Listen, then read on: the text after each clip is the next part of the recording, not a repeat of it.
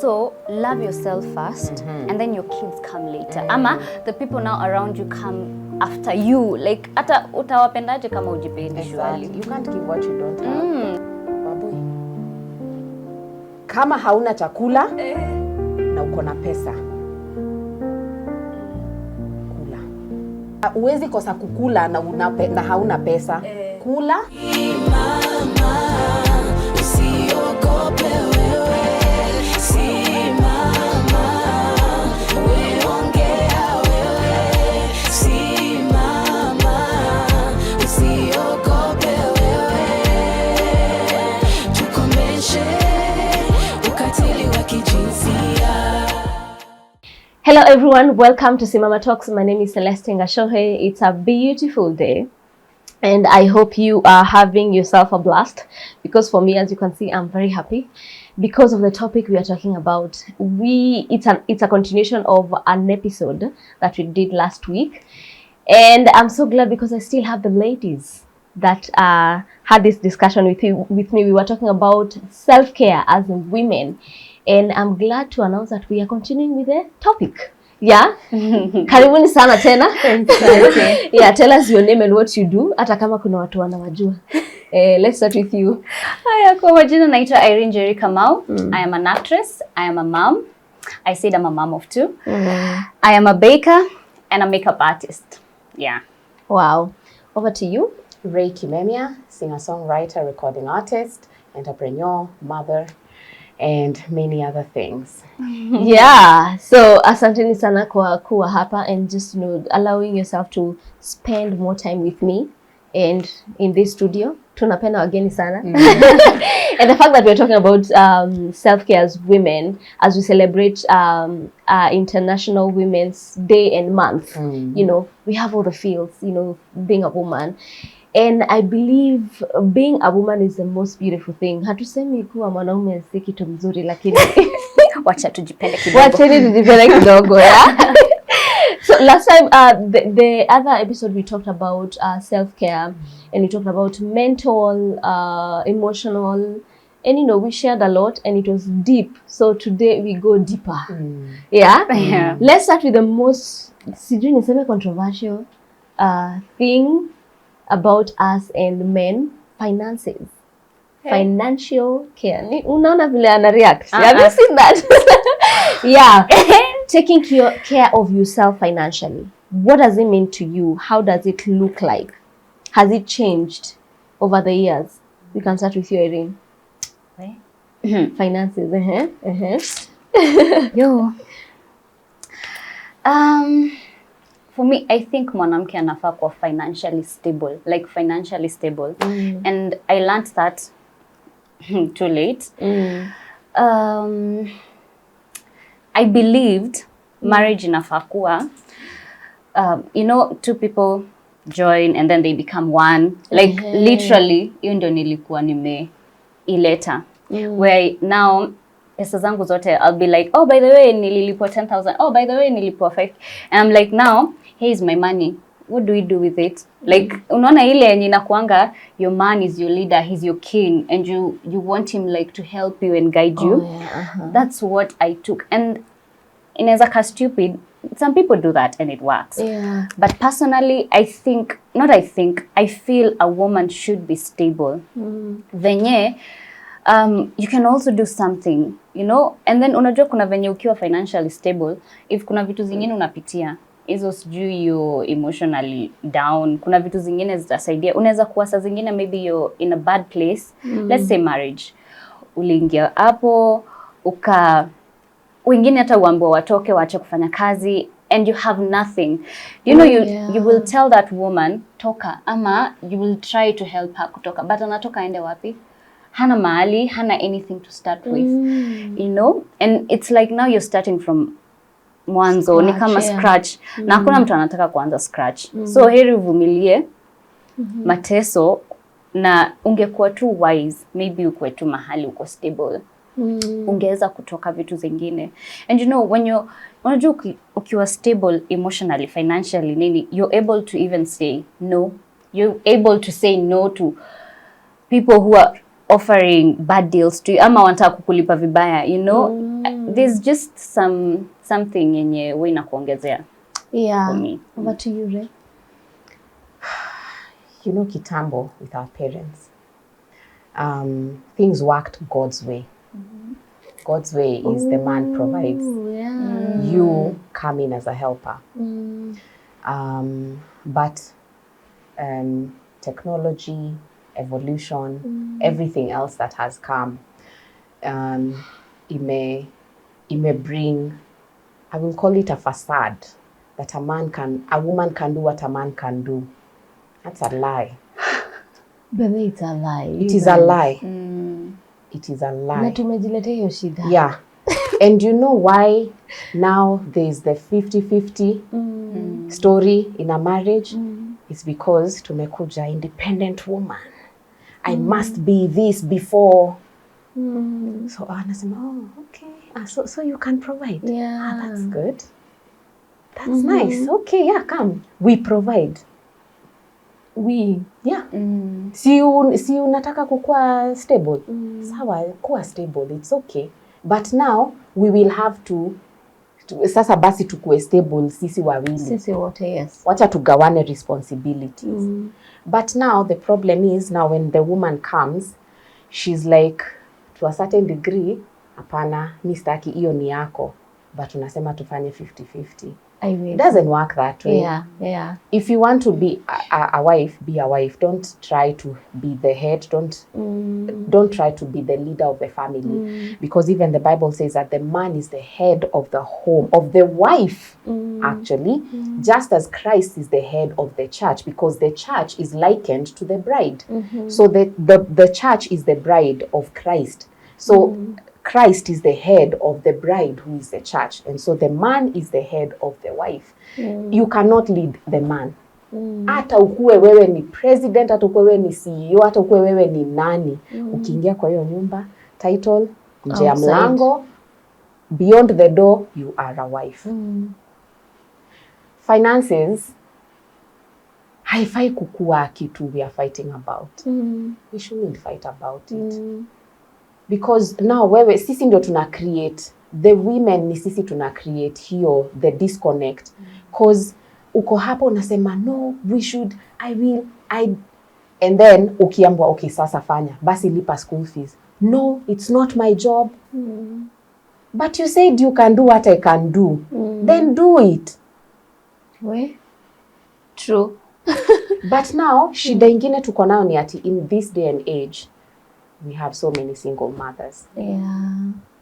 Which means you have to be very secure financially. Lazima ku independent whether you like it or not. You have to be secure financially because you have a dependent now. You're not alone.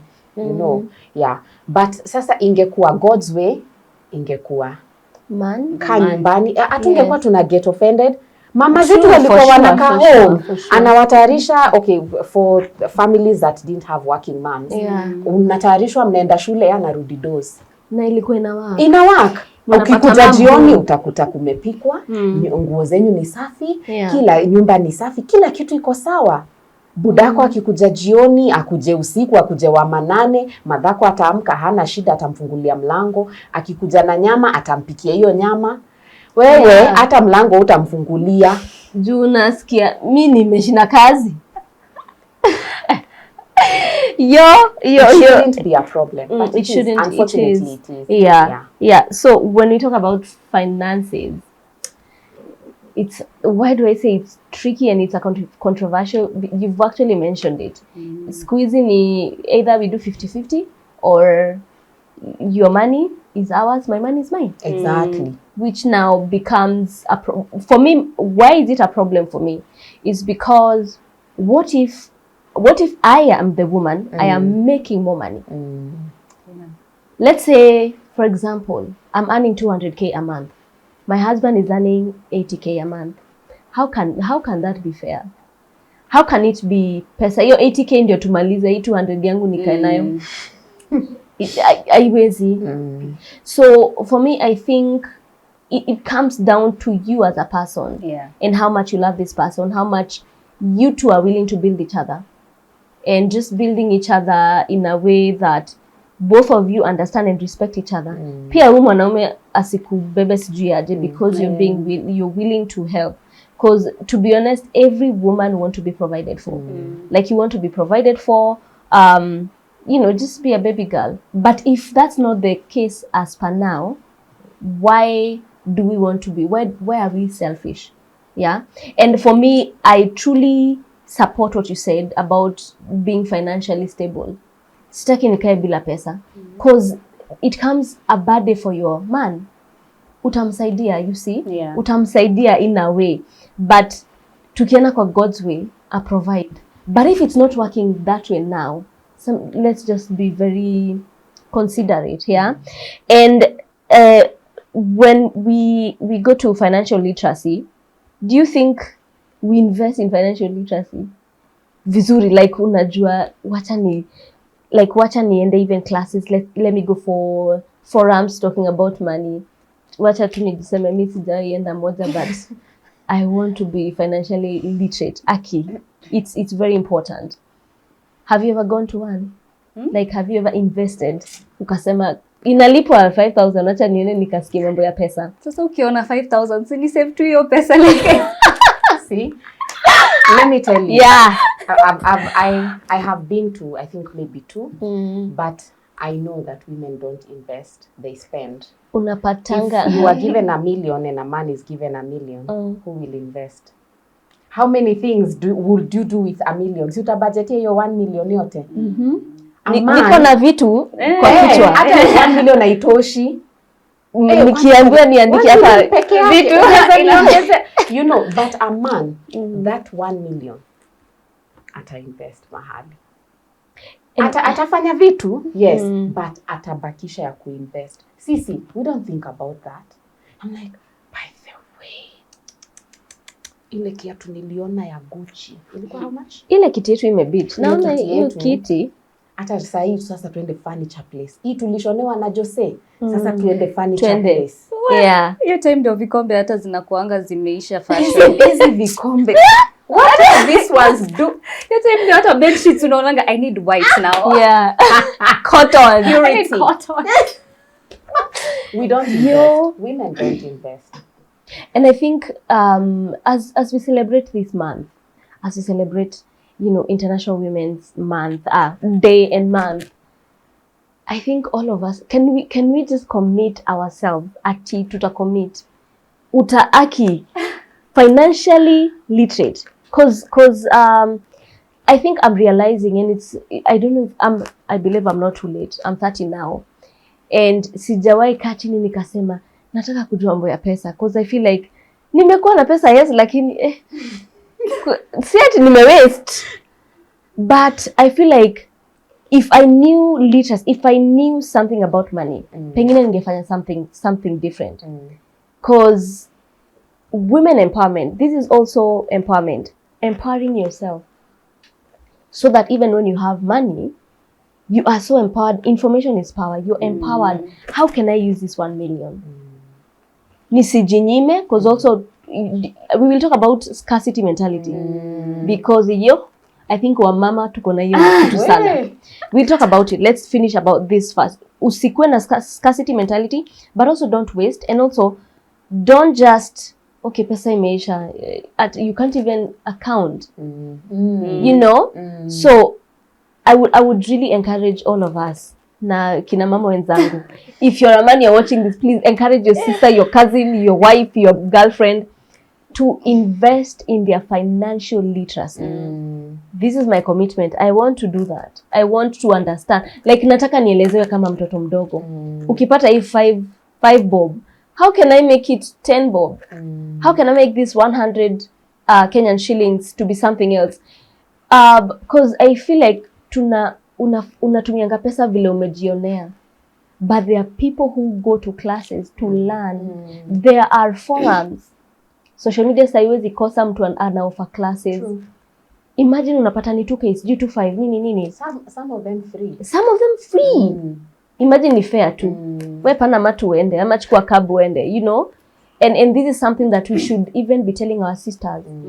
Ukiona kitu, I really love I have a support system as sisterhood. Kuna kitu ina happen ya madem. Someone will send in the group. Si tuende hii, you know, empowering ourselves. No one is going to empower you. And we'll also talk about sisterhood. But before that, let's talk about scarcity mentality, because that is something that mi nimeumia nayo. Let's start from you, Ray. Have you suffered from scarcity mentality? And maybe first one brutal zote zinaisha na let's tueleze anyone that is watching, what is scarcity mentality? Mtu anaweza shanga hii scarcity mentality, what is that, like in a very raw language? What do you understand scarcity? What do you understand to be scarcity mentality? I would say simply ni uko nayo lakini hauna. Yani it's the simple, yani it's raw. Yeah. What do you understand it, like uambie tu mtu niko na scarcity mentality but anashanga nini hiyo? Ni kujinyima tu. Imagine. And it comes because I was discussing with my sister. She was like, we have to get out of this thing because there was a time that you lacked so much. You lacked and lacked and lacked. Now you have 1,000 bob. Lakini uko town, unasikia njaa, but you can't use 200 to eat chipo. What kind of mentality is that? Bad mentality. Very bad. But it takes a lot of work for you to get out of there. Because also, let me go to the Bible. It says you who you think you are. Wewe unafikiria bado umekwama pale. It's been 5 years, my guy. Like, we kula chips. Kwani so mbili takufanyia nini? But I've been there. Manzi karibu nasikia ku faint town. You are literally seeing but you can't use that one because you're thinking hii thao inafaa kunifikisha hii wiki. Exactly. But to you of little faith, you're thinking like hii thao ndio ya hii wiki. Hakuna ingine itakuja. Why do we do that? And when I've talked with people, sijui kama wanaume wanapitianga hiyo, unajinyima mpaka karibu faint, huwezi kula kitu hata soya chips, you can't. I don't kama wanaume wanafanya hivyo. To be honest, from wanaume able to ameni, do you do that? Like, do you suffer from scarcity mentality? Because we need to empower ourselves. Usikufe juu ya sombili, usikufe juu ya thawa, usikufe juu, because let's see ourselves more. Let's see. And I think for me, it has helped me to get out of it because by the if I have, also my husband has helped me. Kama tuko na hiyo punch, nunua nyama ya punch tuende tukule, kwani siko ubaya. Even need meat. But he's like, sasa hii punch ndio itatufikisha wiki mzima. Nunua nyama ya punch tukule. God will come through and it happens. He does. You know, because utateseka hapo karibu ufe. I think what helps a Christian is faith. Yeah. When you have faith, you have hope for something unseen. Yeah. Because zile za mimi nitakula hii punch. Todie magoro. Wacha tulale kesho tutajua vile tutafanya. Wacha tukule hii punch. A friend of mine, a guy, told me, "Waboy, kama hauna chakula na uko na pesa, kula." I know. Huwezi kosa chakula na ukose pesa. Huwezi kosa kukula na hauna pesa. Kula hata kama hauna pesa. For sure you can. Ukiukula utapata nguvu ya kutafuta hiyo pesa. It's as easy as just literally looking at nitakufa na hii pesa ama nikule. Hii punch nitafuta nikiwa nayo kwa mfuko. Kula hiyo tupisa. Lakini ni ngumu. Ni ngumu. Kai, mimi nishajipata. Especially when you're a mom. Nishajipata. Sina nguo ya mtoto, kuna kiatu alikuwa anahitaji. Na uko na 500 mahali, unapita unasema aki niko na njaa, lakini kiatu ni 200. Wacha nitakula tu home.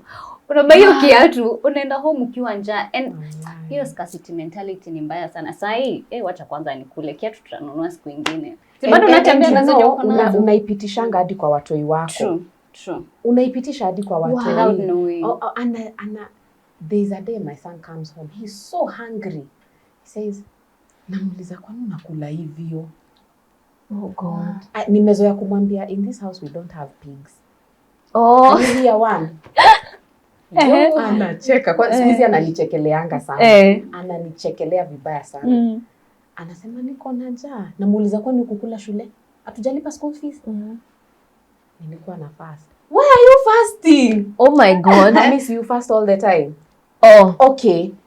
Hey, sasa hapo hata ujui utamwambia nini. Saa zingine ajui si kufast. Yeah. Ni scarcity mentality. Oh my God. Lakini nafikiria zile mambo zinapangiwa hiyo do uwezi hata. Na hiyo tao hata haiwezi haitatosha. Hata haiwezi solve hata hiyo problem moja. It can't. Wow. But yeye ako zile za hata mami anakaanga jakia mimi. Wacha nikaenjoy. Oh my God. You're passing it on. Na sometimes siku fast ulikuwa na fast. You are told to give an inheritance, not these things we are doing to ourselves and our children. Yeah. It is bad. And what do you think? What is that one thing you can share one? What is that one thing that can help you get out of scarcity mentality? We start with you, Ray. For me as a Christian, faith. Know that God's got you. He has you. He has you covered. He says, I have a plan for you. A plan to prosper you and not to harm you. So know that hata ukikula hiyo do. Okay, atusemi ukwe irresponsible. Yeah, that is what sure. we are saying. But we are saying, usikufe njaa na how fast. If you're not fasting, just eat. Kula. Kama okay, eat responsibly. Tuseme uko na 200, kula 100, usikose pia fare. Juu pia tusikue wajinga pia. Don't be foolish ati because now you have faith. No, be responsible. But know that there is a God who's got you. Yeah. Wow. You don't remain the same. Leo sio kesho. Kesho will be better. The Bible says, brighter and brighter, your path shines brighter and brighter unto the perfect day, which means better every day. Yeah. Irene, kwangu ni self love. Just love yourself before loving. Unajua kitu ingine ni eti I think unaekanga watoto mbele unajisahau. So love yourself first and then your kids come later. Ama the people now around you come after you. Like hata utawapendaje kama ujipendi surely. You can't give what you don't have. And that happens a lot. Yes. That happens a lot. Wow. Let's go for a short break and then we'll come back. I'm loving the conversation. Kama mmesikia kitu nimetoka na usikufe na uko na pesa kwa mfuko. Town, don't faint. Yeah? Let's deal with scarcity mentality. Tumesikia from Ray, faith. Yeah, just knowing hiyo 500 si hiyo ati Mungu alisema hii 500 ni yako forever in your life. No, you'll get something else. And then Irene says self-love. Yeah, self-love to everyone, a man, a woman, you know, just love yourself. Asanteni sana. Continue following us on Instagram, Facebook and TikTok, Kiambu TV and Celeste Ngashohe and Simama Initiative. Also, if you have any question, reach us out, DM us or this number right here na utatupata. Usibanduke, we'll come back.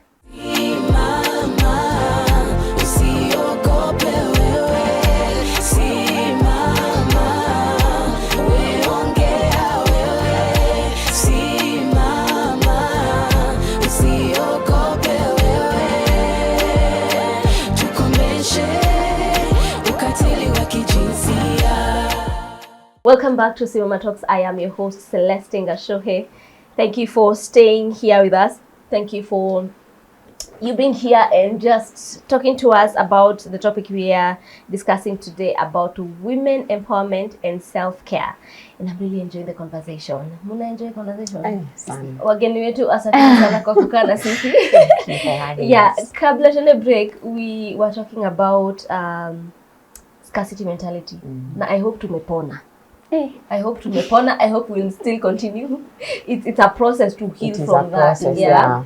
And to move to the other topic, I would like us to talk about is having a voice as a woman, having a voice in workplaces, in your marriage, in the society, having a voice. What does that look like to you, Irene? I think naweza combine na hiyo boundaries, like just being strong to say what you feel, not in a bad way, in a respectful way, and standing by what you say, like kumake sure chenye unasema unasimama nayo everywhere you are. If kuna mtu anakumistreat ikwe kazi, just approach them, uwaambie na venye unafanya it's not right, and if you can change it would be better. Na unajua saa zingine I think tunakuwa na kale ka mentality ka ni sawa tu, maybe ata change. Hapana, we mwambie. Asipo change then that's not on you. Yeah. Do you rate? I'd say ask questions, don't make assumptions. True. Wow. Because when you make assumptions, then you're being judgmental, and probably that person does not deserve it. When you're judged, you feel it. Now don't do that to another person. Ask questions. As Irene has said, be respectful. At home, be respectful. At work, be respectful. To your neighbors, to your children, be respectful. Don't shout and then we expect hata kushautia. Atakupatia a taste of your own medicine.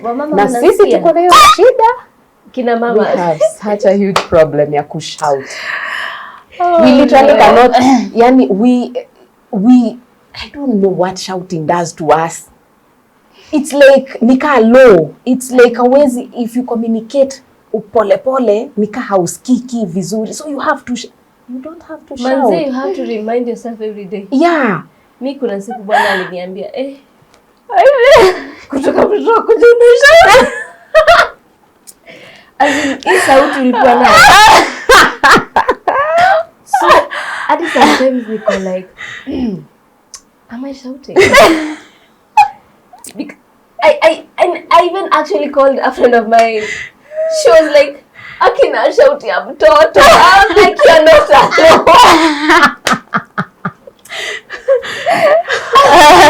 I was like, you're not alone. Yeah.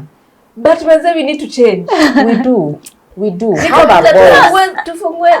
Help. I mean, it's kena kushout kuna kitu tu na kuslanda on heels to shout vizuri. Unapata hadi mtoto hasikii. And sometimes ni zile vitu ziko ndani, you have harbored so much inside that the only way una feel itaskika ni ukiongea kwa sauti. so ina come back to speak. Say no where you have to, be respectful, ask questions, because you see communication is two way. If you shout itakuwa one way, utajiongelesha. There is no way you're going to shout to your man alafu akurudishia, atakuangalia tu. But then men are peaceful. Or most men will ask for peace. I think all the men I know, but they ask for peace. Sasa ukikuja na hiyo attitude, shut up for you, wewe ongea. You won't communicate. Yeah. Communication has, for it to be communication, it has to be a complete cycle, which means there is kuna kutoka na kurudi. Yeah. So kama haupati kurudi, evaluate yourself. Yeah. So that means having a voice as a woman doesn't mean shouting. It doesn't mean condescending. Yeah, don't be condescending. It just means being assertive. I know what I want. Yes. I'm calm. I can never go calm. God help us. That you be calm to speak, whether like be calm, this is what I want.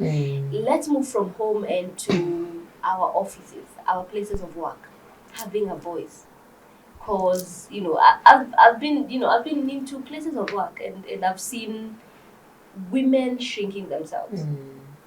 Na sasa because I have found my voice, unasikia wewe msichana unaweza mshika mashavu umchule. Why are you being quiet? Unasikia ongea, because they're suffering. You see them suffering for months and months, and you're wondering, why would you let them talk to you like that? Why wouldn't you just stand? Be like, I don't like how you speak to me. Because sometimes you find someone condescending in an office or in a place of work. Na atakuongelesha vibaya mbele ya watu. Sure. And because we've not been trained to stand for ourselves or to speak or to have a voice, you find unanyamaza unaenda kwa chochoni you know and that is not empowering. And now that comes to sisterhood. You as a woman, how can you empower another woman? You know, usimchoche, but you're telling her the truth. Being empowered, you can say no. You can say, don't speak to me like that. You can speak to me and I will hear. Yeah. Why do you think we shrink ourselves? Foundations. Please expound. How did you get the job? Ooh, okay. Oh, how many women sleep their way into a job? So you will take anything. You will take anything. Yeah. How many women get the job because fulani ni wetu? You will do anything to keep that job. Yeah. Saa zingine hata si kujishrink, maybe you're in a high position. So wewe ndio unakanyaga wengine. You say, I have a voice. So wewe ndio, now you're the one who's condescending. So now you're shrinking other people because there is a place yenye wewe unafikiria you're more superior. Oh yeah. Foundations are so strong. So as a sister, I should tell you, akikwambia ulale naye ndio upate hiyo job, usilale naye. You don't have to work there. Must you work because you have a beautiful body? No. Kwa nini qualifications zako haziwezi kuqualify for that job? Because if your qualifications do not get you the job, something else will. Yeah. And that will shrink you. You just reminded me, there was a place I was and I was speaking to some women, and sometimes you speak when you do mentorship, you're speaking to people, and then you realize, wow, I just said something very profound. Like you're like, I said that, and when I talk about it, it's what you said about your skill. Let your skill speak for you. Yani, you're so good. You're so good. No one will refute that. You know, I want her, and I want her because she's so good. By their respect comes, they know they have a valuable person. So, if mambo ya kushautiwa or whatever in the office, really it won't happen. So, also as a part of empowering yourself, is being so good as a woman. Investing. We've talked about investing, like investing in yourself. Yeah. Sisi tukisikianga investing ni anza biashara. But I'm finding it now. I think ni uzee as miaka zinaenda. I'm finding it important to invest in me. Can I attend these forums? I need my mind to be so empowered that if you want me to work for you, you want me for me, because you know she's offering something. She has something that no one else has. So when we speak about investing, let's not to sifikirie to shamba maguta. Let's buying things and selling things. Sometimes as a part of empowering women and empowering ourselves, it has to be me as a person. Buying that thing that will help you to go to the next level. Yes. Yeah. Buying that thing. And also, I think it comes to scarcity. You think, kujispoila pana. You're going for that convention, conferences because you're going to gain something. It's just that how you only. Exactly. But in your mind, you have it. It's empowerment. Yeah. Irene, to you, how? Mimi hata nikona nini. Sijui niseme ni kitu ili happen. You know, there is someone who said, it was a man, alisema, I don't like working with women to wanafikirianga sijui pole pole. They just they don't work kama wanaume. And now you get that job and you're trying to prove him wrong. Na hata kukosea heshima juu utakuwa unajituma venye hata haifai. Nataka kuonyesha buying your position. Yeah. I want to show you I got this. But now you see unajikosea heshima bila kujua. Trying to prove something. Just be you. Amesema hapendi kuwork na, it's fine. That's not your place to be. Wow. It's a shock. It's a shocker. It's a shocker to hear that. Simama, usiogope wewe. Simama, weongea wewe. Simama, usiogope wewe. Tukomeshe ukatili wa are men that prefer working with women only. So niliona mtu akisema it was a white guy, alikuwa anasema for him he's worked with men and women. He prefers women because they grow things. He saw a difference. But unaweza pata mtu mwingine ako like sitaki wa mama wananisumbua. So I think it's preference and what you have seen and what you have encountered. Pengine alipatana na mama wenye walimuangusha chini, huyu pengine akapatana na baba wenye walimuinua, wengine wakamwangusha. So it depends. But as we talk about having a voice, having your skill, and just knowing when it's not your place to be.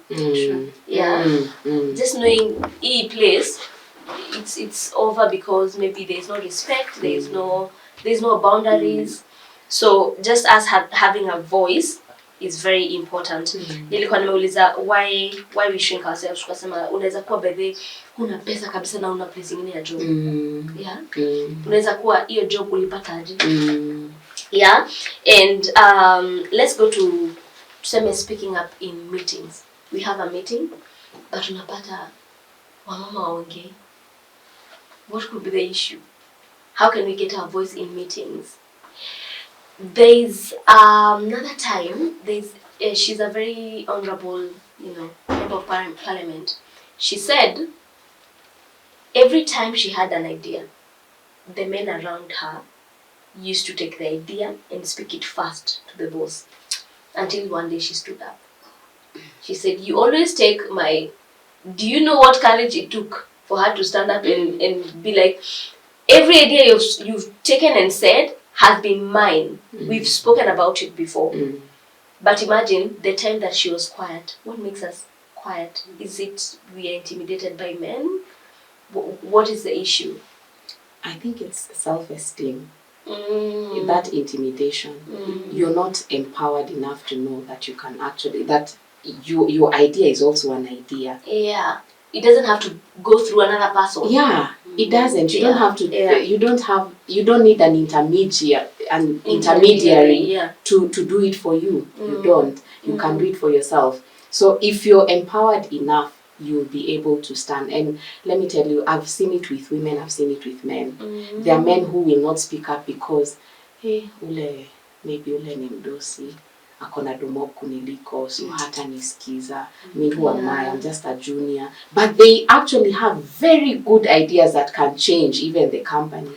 Yeah. But no, I can't because fulani ni. For us inakuanga hiyo, yeah, okay, I'm a woman. Maybe usicheze na kanisa because kama uko ile kanisa yenye wamama wafai kuongea hautawahi ongea. That's another religion factor. And see kanisa to religion as a whole. I've seen it even in Islam. You're the weaker vessel. You should not, the men are supposed to. I understand that women most times bring chaos. But know that you can actually change a situation, but just by using your power. voice. Yeah. So where is that power coming from? You need to be empowered. You need to. And it matters what you do. Actually, what you are saying, going for those forums. But what I think matters most is what you do when you're alone. How do you spend your time alone? For me, I'd say I'd start with prayer. I will spend my time on my knees, telling God, I need you to show me what is my purpose in this place. What should I do? Give me an idea. Okay, this is what I have, but is this what you want me to present? If it is not, then show me what to present. And maybe someone who's watching would say, you're too spiritual. Maybe I am. But kila mtu anakuanga na mahali anaendanga. What do you do when you're alone? Okay, what do you watch when you're alone then? Tusiseme basi ni maombi peke yake unawatchingi nini? What do you listen to? Who do you listen exactly. to? Your entry gates. They're called gates. Your entry gates. How do you use them? Because they will determine how far you can go. For sure. Yeah. Wow. Irene? I would say fear. fear of being judged, ama fear of feeling like they're not enough, ama hawafai kuongea, ama ile ushaikuwa uko na ka point unaona aka ka point ni kazuri lakini uko like na nikikasema alafu waniangalie like ni kitu natoa unaona nikafia tu kenye you have to let go and just say what you feel. What I'm hearing is that already umejijudge. Exactly. Umejidismantle. Umejiweka chini ukajikanyaga ukaona you can say nothing important. Yeah. Because sometimes when you have the courage you speak and you're like wow, like guy, like wamechukua hiyo idea, wow. Why don't you just speak it? Yeah? Speak it and realize that you have the power to change, as you've said. Let's go to social media as our last topic. Social media. Now I'm gonna reactions. Social media. How can we empower ourselves via social media? Irene.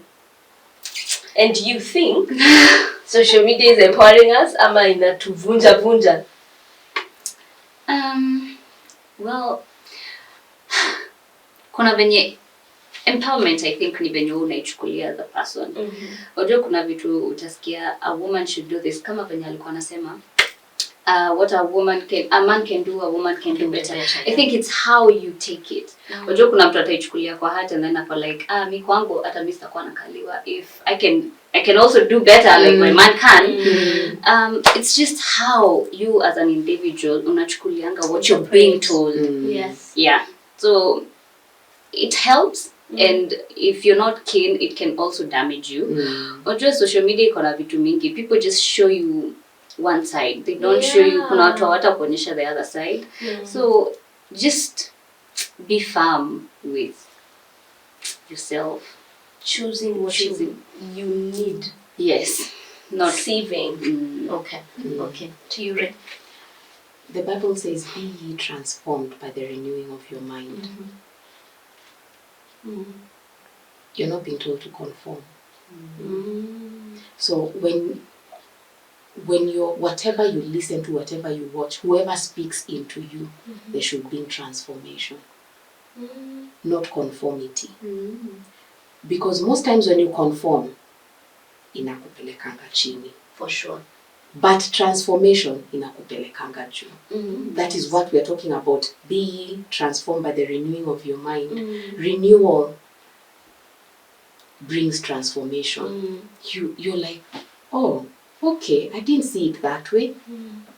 So you need to watch carefully what you let in, because whoever speaks into you will determine how far you can go. Yeah.